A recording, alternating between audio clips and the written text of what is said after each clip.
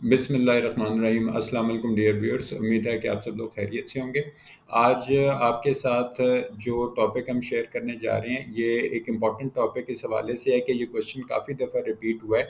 इसमें अगर आप ये वीडियो यूट्यूब के ऊपर देख रहे हैं तो इस वीडियो की डिस्क्रिप्शन में इसकी मैंने समरी जो है वो लिख दी है, ताकि आपको याद करने में और उसको ज़हन नशीं करने में जो है आसानी रहे। इसमें हम जो आज टॉपिक आपके साथ शेयर कर रहे हैं, ये एजेंसी के बारे में है। हम सबसे पहले हेडिंग जो है इंट्रोडक्शन की देते हैं, और इसकी हम लेंथ जो है अपने पूरे क्वेश्चन की उतनी ही रखते हैं जितना आप 30 से 35 मिनट के अंदर आप अपने एग्ज़ाम के अंदर इसको लिख सकें। तो हमने ये जो लेंथ है इसकी वो इतनी ही रखी है ताकि आप उसको याद करने में भी आसानी हो, और फिर अगर जब आप अपने एग्ज़ाम में उसको लिख रहे हैं तो आप एग्ज़ाम में उसको आसानी से अपने टाइम फ्रेम के अंदर लिख सकें।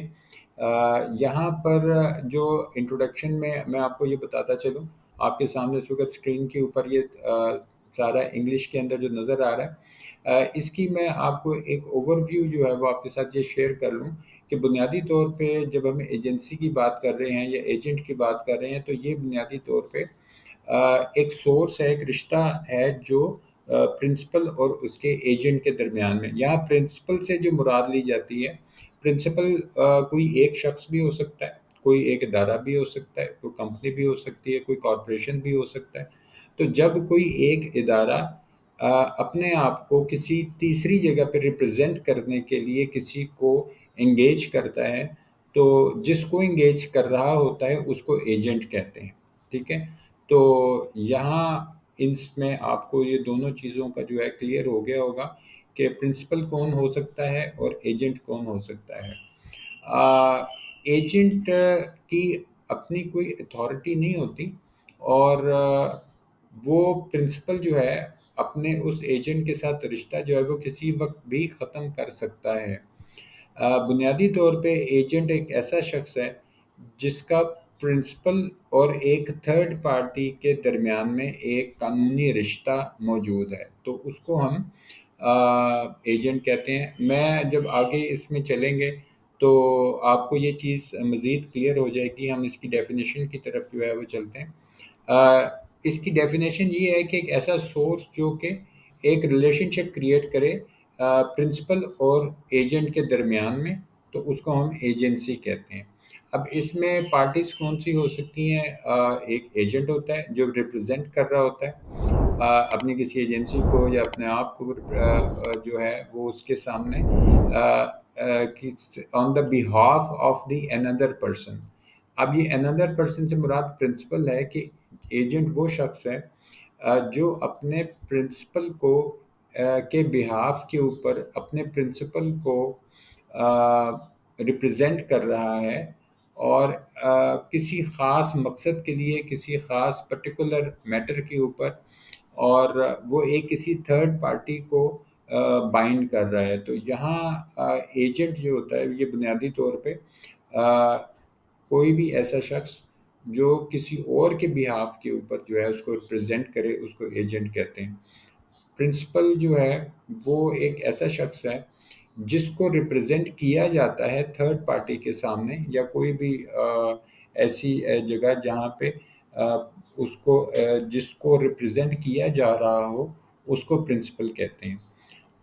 Every person can be appointed as an agent who has attained the age of majority according to the law and is of sound mind। तो अपॉइंटमेंट से मुराद यहाँ पे हम ये ले रहे हैं कि जब भी किसी एजेंट को कानूनी तौर पे हायर किया जाता है, इंगेज किया जाता है, तो उस शख्स को एंगेज किया जा सकता है जो अपनी मेजॉरिटी एज को पहुंच गया, यानी उसकी उम्र जो है, अगर हम यहाँ बात कर रहे हैं पाकिस्तान के हवाले से, तो 18 साल से ज़्यादा जो है जो एज है वो होनी चाहिए। और दूसरा ये है कि and is of sound mind, यानी वो जहनी तौर पे सेहतमंद होना चाहिए। तो अपॉइंटमेंट जो है एजेंट की वो इस हवाले से होती है। एजेंट कौन हो सकता है? एजेंट हर वो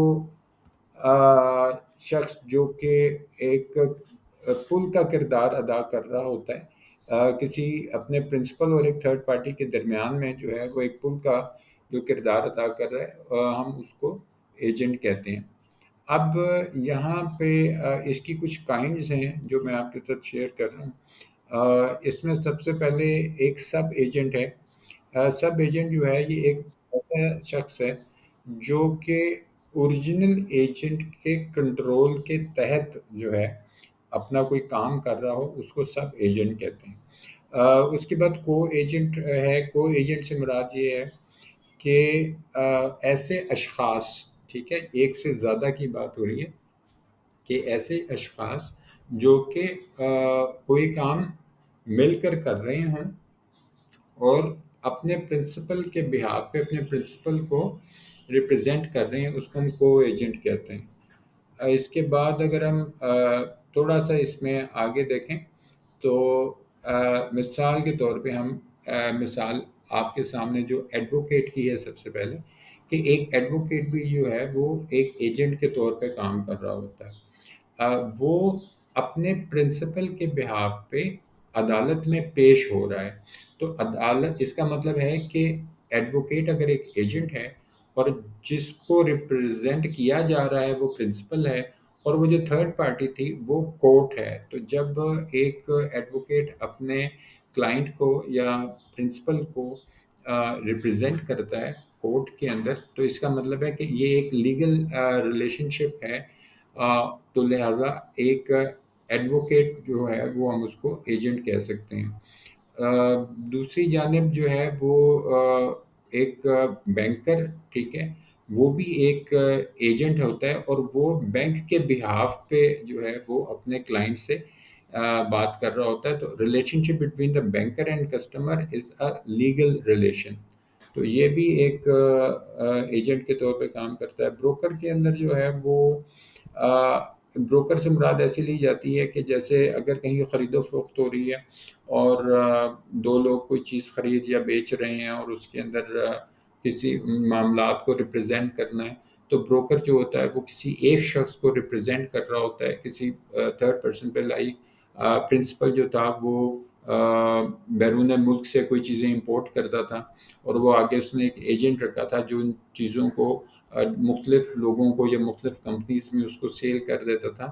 تو بروکر جو ہوتا ہے وہ بنیادی طور پہ ایک ایجنٹ ہے۔ اسی طرح ہم آکشنیئر جو ہے وہ بھی ایک ایجنٹ ہے۔ آکشنیئر سے مراد یہ ہوتی ہے کہ آپ نے اکثر اخبارات وغیرہ میں یا اس طرح اپنے اشتہارات جو ہیں وہ دیکھے ہوں گے کہ مختلف ادارے جو ہیں ان کے پاس جب کوئی ایسا سامان ہوتا ہے جس کا وہ نیلام کرنا چاہتے ہیں، تو بنیادی طور پہ وہ کیا کرتے ہیں کہ یہ سارا کام خود کرنے کی بجائے ایک آکشنیئر کو جو ہے وہ شارٹ لسٹ کر لیتے ہیں، اس کے ساتھ اس کو انگیج کر لیتے ہیں اور اس کو کہہ دیتے ہیں کہ یہ جتنا نیلامی کا عمل ہے یہ اس نے دیکھنا اور سنبھالنا ہے، تو وہ اپنے پرنسپل کے بہاف کے اوپر جتنی چیزیں نیلام ہونے والی ہوتی ہیں وہ ان کو نیلام کر رہا ہوتا ہے۔ تو وہ آکشنیئر جو ہے وہ بھی ایک قسم کا ایجنٹ ہوتا ہے۔ مرکنٹائل ایجنٹ جو ہے یہ ایک ایسا شخص ہے جو اپنے پرنسپل کے بہاف کے اوپر چیزوں کی خرید و فروخت کر رہا ہوتا ہے، اس کو ہم مرکنٹائل ایجنٹ کہتے ہیں۔ اس کے بعد جو ایک ٹائپ ہے جس کو ہم ڈیل کریڈر ایجنٹ کہتے ہیں۔ ڈیل کریڈر ایجنٹ سے مراد یہ ہے کہ وہ کوئی ایسا ایک شخص جو ہے وہ گارنٹی دیتا ہے پرنسپل کو کہ جس کو کوئی چیز بیچی جا رہی ہے وہ خریدار جو ہے وہ اس کے رقم یا پیسے جو ہیں وہ ادا کر دے گا، اور اگر وہ ادا نہیں کرے گا تو پھر ذمہ دار جو ہے وہ ایجنٹ ہوگا۔ تو ذمہ داری جو پیمنٹ کی ہے وہ اس ایجنٹ کی بن جاتی ہے، اس کو ہم ڈیل کریڈر ایجنٹ کہتے ہیں۔ اس کے بعد فیکٹر جو ہے وہ بھی ایک ایسا ایجنٹ ہے جو بنیادی طور پہ کسی چیز کو سیل کر رہا ہو۔ اس کے بعد اس کی جو ہیڈنگ ہے انڈینڈر۔ انڈینڈر جو ہوتا ہے یہ بنیادی طور پہ ایک ایسا شخص ہے جو اپنے پرنسپل کے بہاف کے اوپر کوئی چیزیں خرید و فروخت کرتا ہے۔ میں آپ کو اس کی مثال اس حوالے سے دیتا ہوں کہ اگر یہاں پہ کوئی ادارہ ہے اور اس کو کوئی مشینری چاہیے، تو اس کو ظاہری بات ہے وہ مشینری اگر بیرون ملک سے چاہیے تو اس کے لیے اس کے پاس اس کا امپورٹ کے معاملات اور دیگر جو کاغذی کارروائی ہوتی ہے، فارمیلٹیز ہوتی ہیں، تو یہ کافی جو ایک ٹیڈیس سا کام ہوتا ہے، یا ایک بڑا آپ یہ سمجھ لیں کہ پیچیدہ اس کا جو ایک عمل ہوتا ہے، وہ اس سے بچنے کے لیے ایک ایجنٹ کو مقرر کر لیتے ہیں. اس ایجنٹ کو انڈینڈر کہا جاتا ہے. اب انڈینڈر جو ہوتا ہے وہ ان معاملات میں اس کی ایکسپرٹیز ہوتی ہے کہ وہ بیرون ملک سے کوئی مشینری یا کوئی را مٹیریل منگوا سکتا ہے. اس کو تمام طریقہ کار کا تمام جو کاغذی کارروائیاں ہوتی ہیں، تمام فارمیلٹیز جو ہوتی ہیں، اس کو اس کا علم ہوتا ہے. تو وہ اپنے پرنسپل کے بہاف پہ کوئی چیز خرید لیتا ہے اور بعد میں وہ اپنی کوئی فیس چارج کرتا ہے اور وہ کر کے اپنے پرنسپل کو وہ چیزیں ان کے حوالے کر دیتا ہے. تو اس کو انڈینڈر کہتے ہیں. اس کے بعد یہاں پہ کچھ ہم ہیڈنگ اس کی اس طرح ڈسکس کر لیتے ہیں کہ جس میں اتھارٹی کا کتنا ایکسٹینٹ ہوگا کسی ایجنٹ کے پاس. تو سب سے پہلے جنرل ایجنٹ ہے. جنرل ایجنٹ عام طور پہ اس حوالے سے آپ اس کو ایکسپلین کر سکتے ہیں کہ a general agent is a person who is authorized to do all acts in connection with a particular business.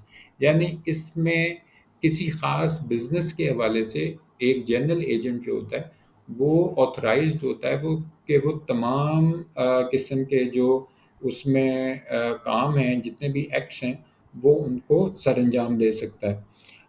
اس کے بعد یہاں پر ہم جو نیکسٹ اس کا ہے اسپیشل ایجنٹ.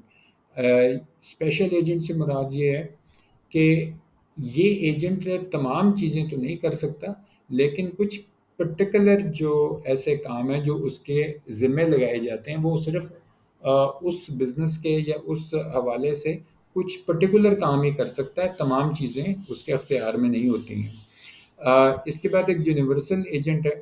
یونیورسل ایجنٹ سے مراد ہے کہ اس کی ان لمیٹڈ پاورز ہوتی ہیں جو اس کو پرنسپل نے دی ہوتی ہیں، تو وہ ان کے مطابق تمام قسم کی چیزوں کو لک آفٹر کر رہا ہوتا ہے. سب سے پہلی بات یہ ہے کہ اگر ہم بات کریں کہ ایک ایجنٹ کے حقوق کیا ہوتے ہیں، تو رائٹ آف ویج جو ہے یہ اس کا حق ہے کہ اس کے جو بھی لافل چارجز بنتے ہیں وہ اس کو جو سروسز وہ دیتا ہے اپنی، وہ اپنے سروسز کے عوض میں اپنی جو بھی ویج اس کی فی بنتی ہے، جو چارجز بنتے ہیں، وہ اس کو ملیں، یہ اس کا حق بنتا ہے. Right of position. Right of position سے مراد یہ ہے کہ اس کے اندر جو ایجنٹ ہے اس کے پاس یہ حق ہوتا ہے کہ وہ اس پراپرٹی کو پوزیس کر سکے جو پرنسپل نے جس کے بارے میں اس کے ساتھ کوئی معاہدہ کیا یا اس کو اپنا ایجنٹ بنایا. اس کے بعد ہم جہاں پہ رائٹ آف کمیشن جو ہے یہ اس کا ایک بنیادی حق ہے.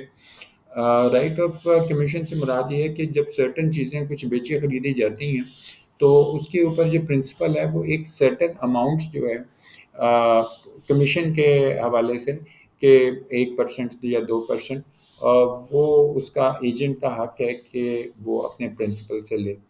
رائٹ آف کمپنسیشن سے مراد یہ ہے کہ اگر اس دوران کوئی ایسا نقصان وغیرہ ہوتا ہے تو ایجنٹ کو جو ہے وہ اس کی کمپنسیشن ملتی ہے. دوسری بات یہ ہے کہ پرنسپل اس بات کا ذمہ دار بھی ہوتا ہے کہ وہ ایجنٹ کو سیکورٹی پرووائڈ کرے، جو اس کے اگر کوئی اخراجات وغیرہ آ رہے ہیں اس سارے پروسیس کے اوپر وہ اپنے اخراجات جو ہیں وہ ایجنٹ کو جو بھی اس کے اخراجات ہیں وہ اس کو کلیئر کر کے دے. ایجنٹ کا یہ حق بھی ہے کہ وہ کسی بھی گڈس کی ڈیلیوری کو سٹاپ کر سکتا ہے، ڈپینڈ کہ ان کے درمیان میں کس طرح کا معاہدہ جو تھا وہ ہوا تھا. اس کے ساتھ کچھ رائٹس کے ساتھ جو ایجنٹ ہے اس کی کچھ ڈیوٹیز بھی ہوتی ہیں. مثال کے طور پہ اس کی یہ ڈیوٹی ہے کہ پرنسپل جو اس کو انسٹرکشنز لافل انسٹرکشنز جو دے رہا ہے وہ اپنے پرنسپل کی لافل انسٹرکشنز کو اوبے کرے، ان کو مانے.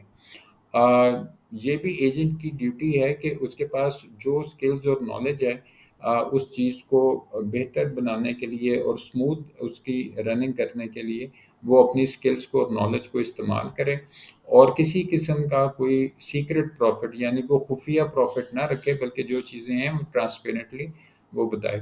ریٹرن آف دا پروفٹ، یہ آپ نے ایک ہیڈنگ جو ہے یہ دینی ہے، اس ہیڈنگ میں آپ نے یہ چیز بنیادی طور پہ مینشن کرنی ہے کہ اس کی فروخت کے اوپر جو بھی منافع رہو تو وہ اس کی ڈیوٹی ہے کہ وہ اپنے پرنسپل کو وہ ادا کرے۔ اس کے علاوہ جو بھی اماؤنٹس ریسیو ہوتی ہیں بزنس کے حوالے سے، اس کانٹریکٹ کے حوالے سے، وہ تمام جو پیسہ ہے وہ اپنے پرنسپل کو ٹرانسفر کرے۔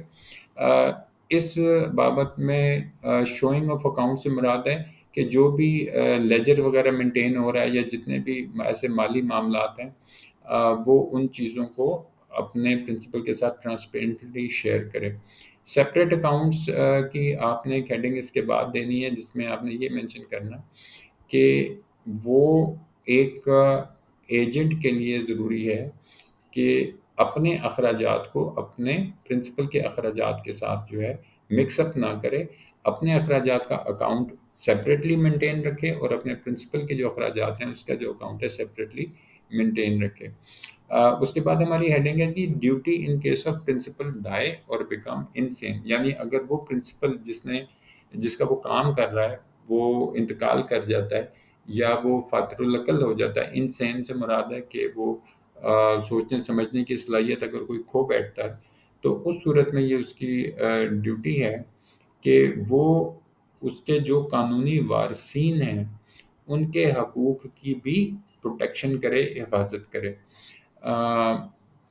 اس میں ڈیلیگیشن آف اتھارٹی کی ایک ہیڈنگ آپ نے جو آگے دینی ہے، اس میں جو چیز مین سمجھنے والی ہے کہ جو ذمہ داریاں اس ایجنٹ کی ہیں اس کو یہ اس کی ڈیوٹی ہے کہ وہ ان کو خود پورا کرے، نہ کہ وہ آگے کسی اور کو ڈیلیگیٹ کر دے۔ ڈیلیگیٹ کا مطلب ہے کسی کو تفویض کر دینا یا آگے کسی کو کوئی کام کہہ دینا، تو وہ چیز جو ہے ایجنٹ یہ اس کی ڈیوٹی ہے کہ وہ اپنی ڈیوٹیز جو ہیں وہ کسی اور کو ڈیلیگیٹ نہ کرے بلکہ وہ خود کام کرے۔ کمیونیکیشن ود دا پرنسپل، یہ ہیڈنگ اس حوالے سے کہ اس کے اندر تمام جو معاملات ہیں کسی کاروبار سے ریلیٹڈ وہ اپنے پرنسپل کو ساری چیزیں جو ہیں ٹرانسپیرنٹلی اس کے ساتھ ڈسکلوز کرے اور شیئر کرے۔ پرفارمنس ود آنیسٹی، اوبویسلی ایک ایجنٹ کی ڈیوٹی ہے کہ وہ دیانتداری کے ساتھ جو ہے وہ اپنا کام کرے، اور کنڈکٹنگ دا بزنس، کہ وہ جو کوئی بھی بزنس کنڈکٹ کر رہا ہے اس کو اچھے طریقے سے کمپلیٹ کرے۔